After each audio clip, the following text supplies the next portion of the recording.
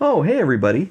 Like a lot of people, I've been working from home a lot more recently, and this has mostly been good, but there is one pretty irritating thing. It's the carpet. Tell them about the carpet.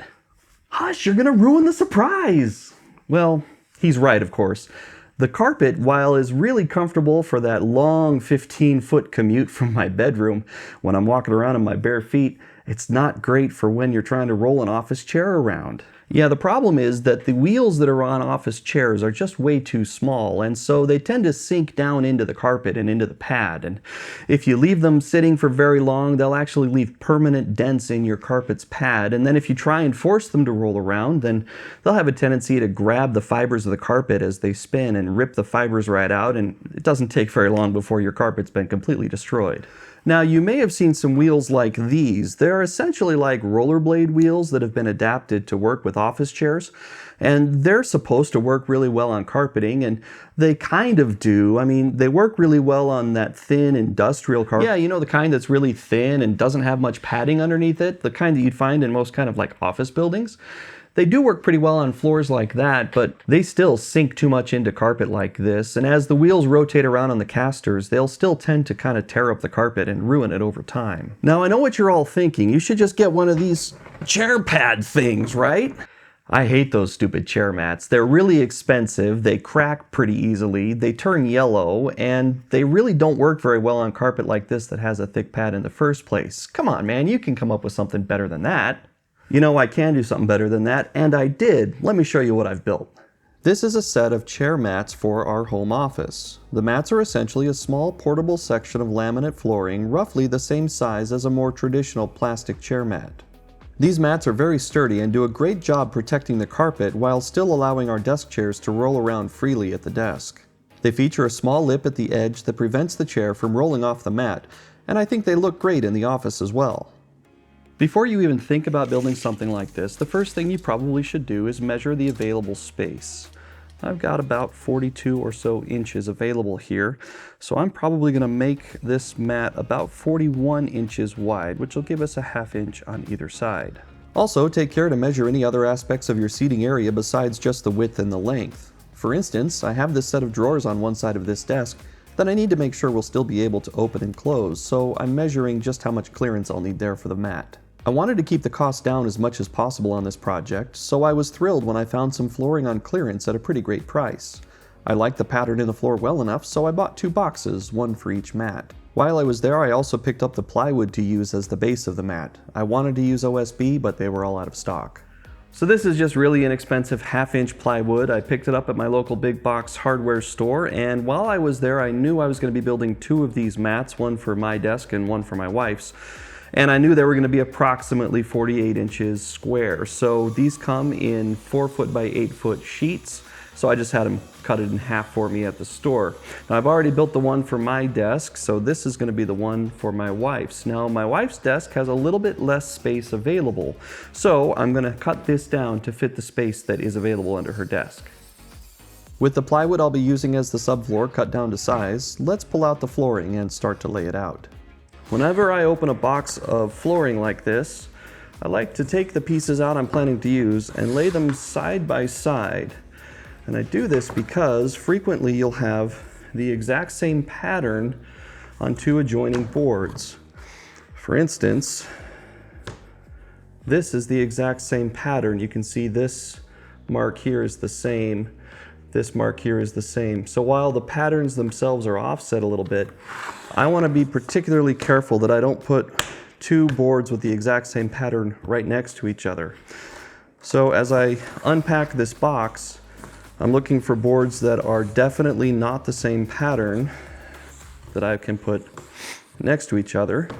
And that'll help hide the fact that this isn't real wood, and also it makes the floor look a little more interesting to me. See, again, here's 2 that are exactly the same pattern. I want to make sure I don't put these 2 right next to each other. So I'm going to set the duplicate off to the side because I don't think I'm going to actually need it because this floor is quite small. I like the pattern on this one. I may try and make sure that that one's in the center. Ooh, I like this one too. But again, this is just the same pattern duplicated. See that? So I'm only going to use one of those boards.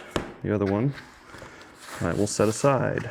Okay, I think that's all the pieces I'm gonna need, so I will set aside the extras. Let's try laying this out to see what I think. So now that I've picked all of the panels I want to use for the floor, the next thing I'm going to do is a dry fit. And this is just put all the pieces together and make sure that they are going to interlink the way that you want and that you know how to fit them all together. Another thing I'm trying to pay attention to is the color of one edge versus the color of the edge right next to it. And I'm trying to get those colors to be kind of similar so that you don't have a hard edge. If you look here, I've matched this color pretty well, and this seems a little bit more visible, but it's not too bad. What I would definitely want to try and avoid is getting a really dark area like this right next to a really light area like that. I think that that would be distracting, and this is completely a personal preference. It's just the way I like to lay out these kind of floors. If you like the higher contrast between pieces like that, by all means, lock them together that way. But I don't happen to like seeing this seam very well like that. So I'm going to make sure that the colors that are next to each other are as similar as possible. A little bit there, not much I can do about that one. Okay, I am quite happy with how this looks. I don't have two pieces that are exactly the same right next to each other. And I've tried to be careful to make sure that where the joints are happening, it's a similar enough color that you can't really see the joints unless you're looking closely. About the only exception to that is this part right here, and I'm okay with that the way that it is. When I was first dry fitting these, I wasn't really careful about making sure they were lined up perfectly along their edges. And that's okay, I was just making sure that the pattern is the one that I like. Now that I know that I'm happy with the pattern, I'm going to disconnect each of the boards, and I'm going to keep them all in order so that my pattern stays exactly the same. And I'll go ahead and put these upside down near the other side. But as I'm gluing down at that end, I just pull this one up and put it down, and it's in the right order. Now, depending on the type of flooring you have, you'll have this little joining system. This is using a tongue and groove system. And I want to have the finished top of the board perfectly in line with the top of the plywood underneath. So I'm going to go ahead and overhang this just a little bit. And for this particular manufacturer, they recommend the easiest way to cut these off is just with a razor blade. You just cut down through the top part of that tongue material, and then it will snap off, and then you'll have to cut through the padding backer that they've got on there as well. And again, yours is going to vary based on the manufacturer of your flooring. But with that scored with my razor blade, I should be able to just bend it, and with it flipped over, then I can cut through this backing foam. With the attachment overhang part cut off, now I can line up this corner with the corner of the plywood underneath. Now, if it's not a perfect fit because my plywood is about a 1/16 of an inch longer or wider than this plank is, that's really okay because I'm going to have that corner trim piece that's going to cover over this. Now, I could trim this plywood to match perfectly, but frankly, it's not worth taking that little tiny bit off, so I'm just going to leave that as is. It'll get covered by the trim. One last thing to take care of before I start gluing these planks down, and that is, just like I cut the tongue off on this edge, I need to cut it off all the way along this other edge of all the pieces that are in this pile. Now that I've trimmed all those edges, I'm going to lay out my pattern one more time. I'm not going to bother locking everything together. This is just to make sure I didn't accidentally get anything out of order. I did. Somehow I got this one out of order here. I think I'm putting these back in the reverse of how they came off. Let's try going from the underside and see if that looks like it's a better match. Okay, yes, this does look like the pattern I originally had laid out. Now I'm going to use some general purpose construction adhesive to glue down these planks, but before I do that, let me explain why, because I know there's some flooring contractors out there who are screaming at their devices watching this video right now that I'm a moron. I'm probably a moron, but the reason I'm going to glue this down is because it's a tiny surface area. Normally when you install flooring like this in like a full room or a whole house, you would not glue it down. You need to let it float. And the reason is because as the house expands and contracts, as seasons change and the humidity levels change, this floor can also expand and contract, and it needs to float on the surface of the subfloor so that it doesn't bow and buckle. Now, this is such a small surface area, I'm not concerned about that. There's not going to be enough expansion or contraction to cause anything to bow or buckle, so I'm gluing it down. Be generous with the glue, but don't add so much that it squeezes out between the pieces of flooring. The first piece is the most important one to get perfectly straight on your floor, so press it firmly into the glue and then align it carefully with the edges of the subfloor. Then clamp it down so it will stay in position as you add the rest of the pieces. With the first piece clamped down firmly, you can then add the rest of the pieces one at a time. If you need to use a hammer to make sure they are locked together correctly, don't hit the edge of the flooring directly with the hammer. Instead, use a small piece of wood so you don't gouge or mar the flooring itself. Also, pay particular attention to make sure the left and right edges of the flooring, at the top and bottom of this shot, are lined up perfectly so you don't have any uneven edges. Finally, I found that I used up pretty much exactly 1 tube of the adhesive for each of the chair mats that I built. With all the pieces in place, I have a little bit of the flooring extending off the edge. So to take care of that, I'm going to clamp down a 2x4 that's going to work as my straight edge, and I'm going to use that as a guide to trim off that excess floor. Depending on the method that the manufacturer recommends for your flooring, of course, you may need to do this step differently. And finally, I'll add as many clamps as I've got to help lock this flooring down and let that glue set up. And then I'll place something kind of heavy in the center to help squish that down as well. All right, with the floor all glued down to that subfloor and some weights placed on it and some clamps on it, now I need to wait 24 hours for that glue to cure. So we're going to come back here in 24 hours, which for you, through the magic of some editing, is going to happen right now. All right, let's get these clamps off and get started on our trim. With the clamps removed, you can see this little section of floor looks great. The surface is nice and smooth, and the flooring is all locked together tightly. Now, if you don't care about how the edges look, you could stop here and have a perfectly functional and useful chair mat. But I can't stand the look of these edges as they are, so I'll add some trim that will also help to keep the chair from rolling off the edge of the mat. So for trimming out this floor, you can do it as fancy or as simple as you want, and I'm going to do it really simple. I just want a 90-degree corner piece on each of the sides. Now, I could have purchased this material in oak, paid by the linear foot, at either Lowe's or Home Depot, but it was really expensive stuff. In fact, buying it that way was going to cost more than the flooring did in the first place, and I decided I didn't really want to spend that much money on this project. So I'm going to just use a 2x4 I had. It's just a piece of scrap that I have here in the shop, and I'm going to rip it down on the table saw, and then I'll cut out the interior of the corners to form that shape. And I'll show you how I'm going to do that right now.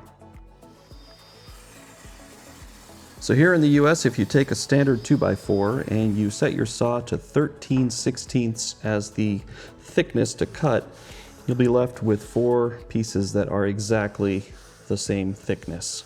So then next I set the blade height to be just a little bit short of the thickness of the piece.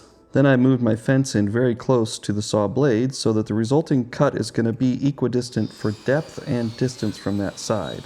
So that results in a cut that looks like this. This part right here is going to be the top part of my trim. This is going to be the part that comes down the side of the floor. And this area right in here, I'm going to be removing with the next cut. Let me show you that next. Raise the saw blade to the point it just reaches into the area removed by the first cut. The next cut will then result in a nice L shape for your trim. With the materials that I'm using, the combination of the laminate and the subfloor turned out to be exactly 3/4 of an inch thick. So I'll measure and mark that distance on the inside of the long edge of the L. Then I'll adjust the saw one final time to cut right at that mark and remove the extra part of the long edge of the trim. As you can see, this results in a perfect custom fit. Next, I used a round over bit in my router to smooth out the outer corner. I don't want any stubbed toes after all. And then I sanded the trim to prepare it for finish. I applied a stain that's a fairly good match for the color of the floor. And then I applied 3 coats of polyurethane, sanding with a very fine grit sandpaper between each coat. Now I do have a few tips to share about how to install the trim, as the corners can be a little bit tricky to get right. I like to start by cutting the first corner. With the first corner cut, I can slide the first piece up until it's just flush with this corner, and then mark the other corner so I can make the cut there. I find this to be the most accurate way to measure when I'm installing trim, and that results in a perfect fit every time. To attach the trim, I'll start with some wood glue. This is what I had on hand, but any old wood glue should work just fine. I laid a generous bead along the inside corner of the trim, and then I spread it out with my finger to avoid drips. Next, clamp the piece in place, making sure that the corners are lined up perfectly. Then, I used a brad nailer with 3/4 inch brads to reinforce the joint. If you don't have a brad nailer, you can make friends with someone who does, or you can just use some small finish nails here. The finished chair mats are outstanding. I think they look great in our office. They are doing a great job protecting the carpet, and they let our chairs roll around freely and smoothly in front of our desks. They also keep you from rolling off the edge accidentally, and they should last for many, many years. Also, they're completely portable, so rearranging the office or moving somewhere new won't be a problem. I am often asked how much money I spend on the projects that I feature on my channel, so here's a breakdown of my actual costs for building these two chair mats. As you can see, they are very affordable to build, especially if you can find some laminate flooring on clearance that you're happy with, and if you already have some of the supplies like the stain and the glue. Around $60 for a chair mat is a great deal, especially one that is this nice.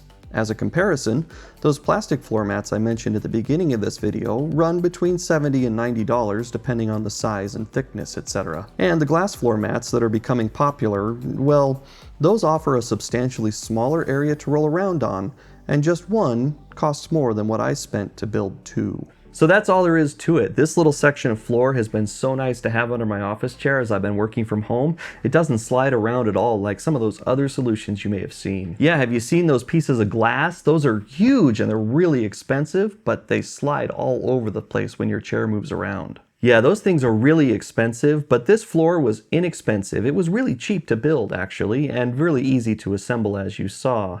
Hey, if you've enjoyed this video or even maybe learned a little something, you can hit me with a thumbs up down below.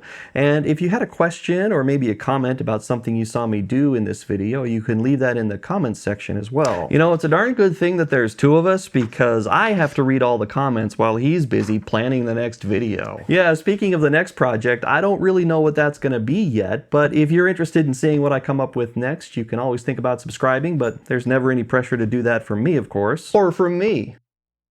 And as always, thank you very much for watching. Oh, yeah. Be quiet. You're going to spoil a surprise. I keep screwing that part up. Start again.